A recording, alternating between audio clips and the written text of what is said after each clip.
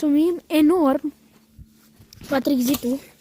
Pentru abonați, pentru cine abonați și... Cele 9 abonați, ați înțeles voi. Și pentru asta o să mergem pe rampă. O tură eu, o tură el. Pentru un semn de mulțumire. Hai, bă. Am făcut eu ca semn de mulțumire. Acum prietenul nostru, Patrick. Hai! Nu poți, bă! Bine, ca semn de mulțumire, el o merg și pe ăla. O să merg și eu, doar că am uitat pe rampa aia să merg. Ca semn de mulțumire, doar că eu am uitat de rampa aia.